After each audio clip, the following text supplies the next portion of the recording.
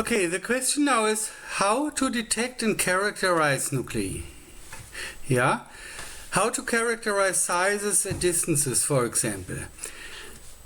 To that we should analyze a table and histogram of nuclei sizes and or analyze table of and histogram of nuclei distances. Two different informations. If we have them, we should gain them, and then if we have them, we can analyze them. Here is my software implementation strategy. I will implement in Python using OpenCV, and I will get ChatGPT support because presently I do not know either of them well yet. Yeah, but the interesting thing is this is well possible. I can just ask my questions to ChatGPT how to program a certain demo in this case, so short program that I can control within Python, and then step by step get the program to do what I want. That's what this process I will show in the following slides. So the first goal is to separate the HE image into H and E color separations. So remember, H is for hematoxylin, that is blue color, dark blue, and E is for eosin, that is a reddish magenta sort of color. And so that are different colors. Within the color room they are overlapping, but anyway that are different colors. I can hope to separate between the two. Okay, first experiences from this strategy. So I asked ChatGPT to make me a certain program in Python that does this job, and I analyzed this a bit. Here are my first experiences. The ChatGPT prompts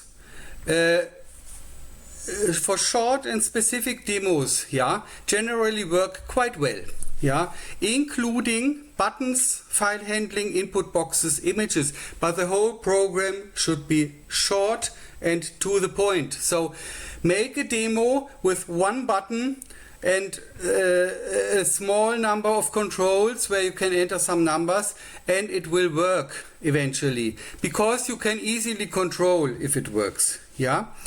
ChatGPT sometimes needs several trial error corrections, and sometimes it just misses a point and or changes the whole software structure of the demo. So if I make a first demo, it runs, but I have a certain addition. I ask ChatGPT to change this one particular point. It may be that the software is changed in a way that things that worked well before just doesn't work anymore. Yeah, within the source code, if the program is small, you can find that easily on your own, of course. But these are things that happen. So be specific in your prompts. So this is the prompt that I used for this. In this slide, it is written in German. I'm working in German. I have made an English translation that is here and that I will discuss for the moment. So this is just in words written what I intend ChatGPT to do. Application is within HE images. I would like to orthogonalize between the H and the E components.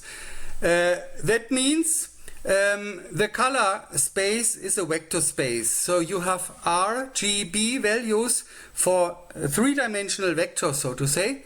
And the H color and E color are typical vectors within this the space. And they are not orthogonal. Yeah. So what I'm intended is to so to say to separate out and to have one image that only shows the H characteristic and one that only shows the E characteristic. This mathematically has a word of orthogonalization. I would like to not to go too much into that in the moment, but for this for this demo, this means I would like to have 3 sliders RGB for the H component and E component, because I don't know what this H vector and E vector is already. I could look it up, of course, but I don't want. I want to be able to change that, and then orthogonalize between these 2 vectors. So here you can. The idea is to get the 2 images that are most separated between these two colors. Yeah. And then to save these 2 images with different names that I can detect afterwards. I just propose this within the prompt, and ChatGPT does the work. So I'm switching to another goal now because the programming of this first goal worked well, but I was hesitating how to interpret the results. They didn't lead me to a reasonable outcome. So in the rest of this video now, we will switch to another goal, and we will show separating nuclei via the watershed algorithm. Watershed algorithm, in short, means that you can look at the image like a mountain, like you are in a mountain region. You have a lot of individual mountains that are the cell nuclei now, and there is area in between, and this area can be completely low, then it is white in the image, or it can be of some medium size, then it has some medium intensity. It also has some other color because of the HE coloring, but let's skip the color for the moment. Let's just look for the intensity. Then the nuclei are the mountain tips, and I want to separate the mountain tips. So watershed then means if you imagine you put in water in this, and the water has some certain level. If the level is high enough, then every individual mountain tip will be an island. Yeah, and then between there will be water. If the water level goes down, then there are points where between certain nuclei there is a connection, because the countryside between the mountain tips is of course of some height as well.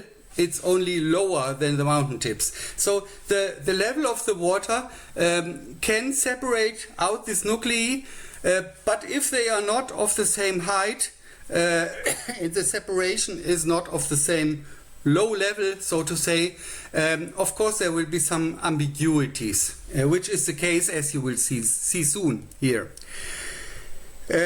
So we will be okay, this is a summary of my previous steps in programming. Actually, some of them are relevant for us, some are not. Laden eines Bildes, that means to load an image, that's necessary, of course. Eingabe der RGB-Zielwerte für H und E. Input of the RGB values for H and E. This I asked for, that are my input forms. Then these points 3, 4, 3 and 4.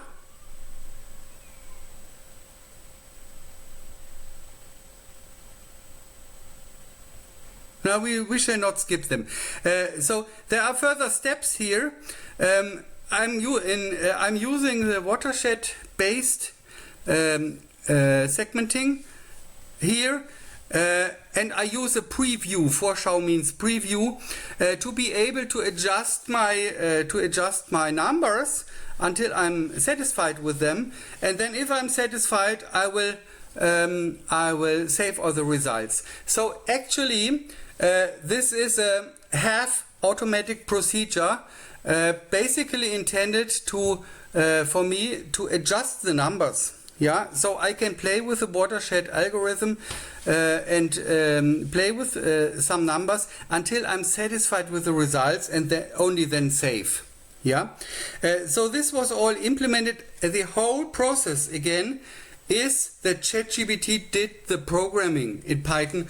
I took the program, I run the program, I decided whether I'm satisfied or not, and made amendments. And had ChatGPT make amendments.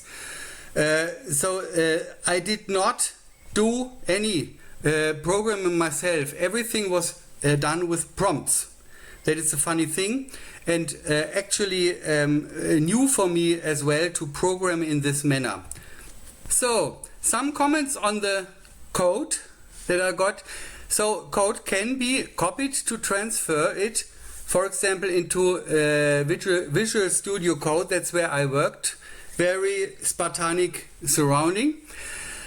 Code can be edited and run within ChatGPT itself, but I did not do that. I just run the code immediately in VS Code. That's why I was prepared to intervene myself, and I wanted to have the code locally on the computer all the time. So I work in this way, and I work spartanically. So I like to have as few external libraries as possible and to have as short programs as possible, just to do this one job. Okay. What you see are during the process to work with ChatGPT, you can see this arrow down here. That means, of course, he needs more space to depict the whole code segment, even if it is not that long, but at least you need 2 or 3 pages to write it down. And so with this arrow, you go to the bottom of the small window where he shows the code, and there you will find a copy button, and if you use this copy button you can smoothly interact with another program like VS Code. You can copy and paste back and forth. Okay, on the top you have this copy button as well, but if there is more to it, until you see if this arrow comes, then he is not ready to show you his source code. That might also mean that it is not ready to transfer via the internet. So sometimes it needs some time to be transferred. It is more secure to always check with this arrow if this code segment is completely transferred before you copy it. Otherwise, you get only a fraction of the code, and you are puzzled with the results.